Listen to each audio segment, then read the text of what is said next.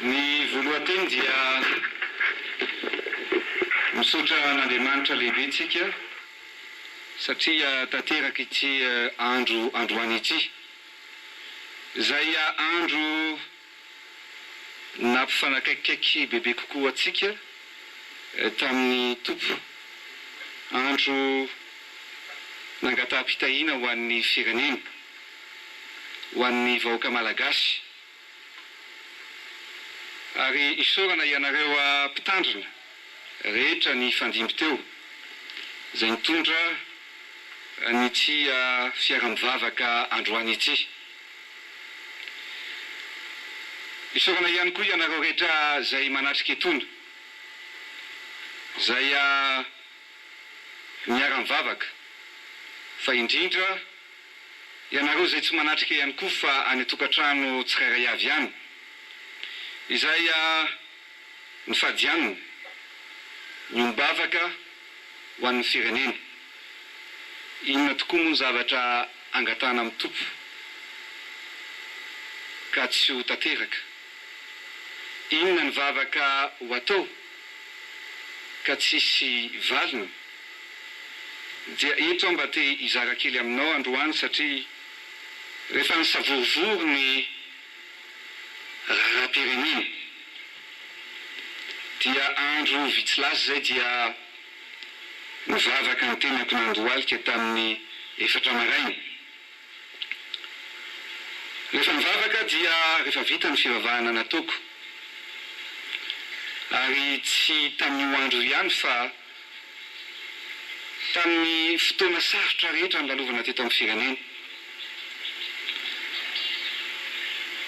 Dia niantso ny Tompo mba hiresaka amiko, mba hazavainy ny lalana izay ombantsika, indrindra manoloana ny toe-draharaha misy ankehitriny. Dia rehefa nangataka teny dia nisokafako ny Baiboly ary najanoko teo amin'ny andininy tao anatin'ny Baiboly ny tanako dia tavajanona teo amin'ny Joela toko 2:12 ny tenako. Dia teo amin'izay dia miteny ny soratra masina hoe koa na dia ankehitriny aza hoy ny Tompo dia niverena amiko amin'ny fonareo manontolo, amin'ny fifadikanana sy ny fitomanina ary ny fitarainana. Any amin'ny teny frantsay ny Baiboly dia miteny hoe manova convocation solennelle. Miatso fifadikanana na jeûne ozy izy amin'ny Baiboly frantsay, amin'ny teny vahiny. Dia hoy aho hoe iza moa no afaka hanao appel solennel? Tsy ny olon-tsotra fa ny mpitatana sy ny mpitondra ny firenena. Tamin'ny andro taloha dia ny mpanjaka ny manao an'izany, fa ankehitriny dia ny lohany eto amin'ny firenena. Izay no tiako hoentina amintsika na tonga n'izao fotoanantsika androany izao. Ny fiverenana amin'ny Tompo dia tsy androany ihany fa atontsika androany, ary mino fa ho apetratsika iray manontolo eo anatrehan'Andriamanitra sy Tompo Jesosy Kristy ny hoavin'ity Madagasikara antsika ity. Ka izay indrindra no hiatsokantsika rehetrarehetra androany. Misy vavaka hotononiko dia ianareo rehetra afaka manampy an'izany ao am-ponareo tsirairay avy ao, koa hiary vavaka aritsika tompoko. Andriamanitra Tompo malalanay eo, misaotra anao izahay nanome izao toninandro izao, izay ahafahanay manatrina anao bebe kokoa sy mifandray aminao amin'ny alalan'izao fiombona vavaka sy fifadikanana ataonay izao. Ianao tompo no efa milaza fa tsy misy olana tsy hainao vahana rehefa mitodika aminao izahay, rehefa matoky anao sy mino anao izahay. Eo amin'ny tondalana sarotra amin'ny firenenay ankehitriny tompo, koa mitodika aminao izahay, mitalao sy mangataka aminao izahay, mangataka amin'ny famindraponao, ny famonjenao ary mivavaka aminao izahay tompo, mangataka fitahiana aminao manokana izahay. Azavao ny sain'ny olo-pirenena tsirairay avy tompo,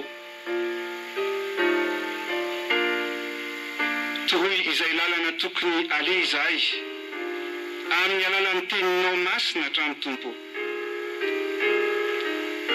Tompo, amaivano izay mety ho enta-mavesatra entin'ny tsirairay avy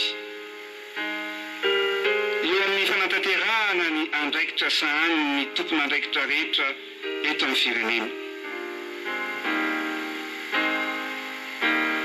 Mangataka mpitahiana aminao izahay, ary mangataka ihany koa ny famelanao ny mpanao politika rehetra.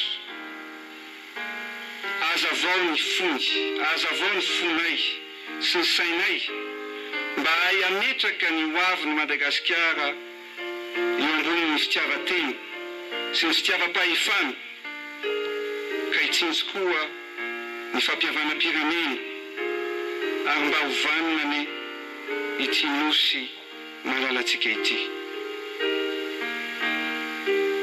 Mangata-pitahiana ihany koa izahay ho an'ny vahoaka tsy vaky volo mba anana foitoiny hatrany ary itombo fahendrena tompo. Irezo izahay tompo mba tsy ho mora ho resin'ny akiviny manoloana ny olana ny fiainana andavanandro sy ny asarotam-piainana iainanay ankehitriny, mba ho velom-panantenana sy fitokisana mandrakariva amin'ny fitandronao sy ny fitahinao izahay tompo, satria ianao no mpandahatra ny fiainanay ary matoky anao izahay. Mifona sy mibebaka aminao izahay tompo noho ny fahalemenay sy ireo zavatra rehetra mety nataonay ka tsy mifanaraka amin'ny sitraponao. Aza ny helokay tompo no jerevana fa nifatokisanay ianao, ny finonay ianao ary ny tsy fivadihanay aminao. Eno izany vavaka izany tompo, mitenena aminay fa vonona kohinanao izahay, ary ampianary koa izahay fa vonona anitsy ny fitondran-tenanay tsirairay avy. Ambarao ny sitraponao fa vonona anatanteraka izany izahay.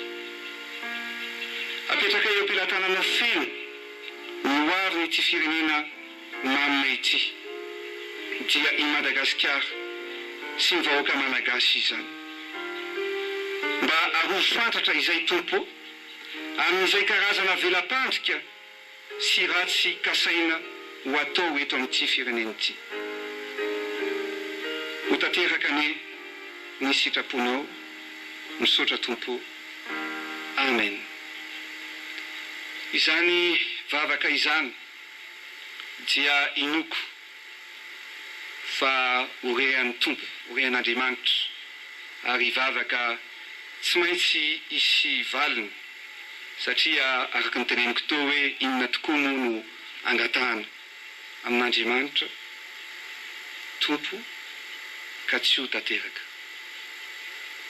Eto ampamaranana dia mitodika manokana aminareo renim-pianakaviana rehetra ny tenako, satria fatatsika fa fetin'ny reny rapitso ka ho anareo rehetra reny zay manatrika etony sy ny reny any atokantrano rehetra any sy manerana ny nosy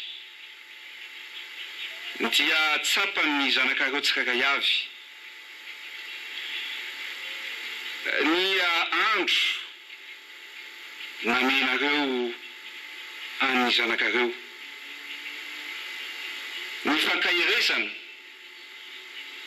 namenareo azy ireo ary indrindra ny fotoana sy ny fitiavana nizarainareo tamin'ny zanakareo tsirairay avy tehiteny amin'ny anaran'ny zanaka rehetra eto androany dia tsapany ny zanakareo tsirairay avy izany fitiavanareo izany dia mirary soa ary mirary fety sambatra ho an'ireny malagasy rehetra isika tompolasy tompolavy. Hotain'Andriamanitra ny tsy nositsika ity ary za mino fa tsy ho avelany eo ampilatanany ratsy ny firenena. Misaotra tompokolavo, mangasika tompokolavo.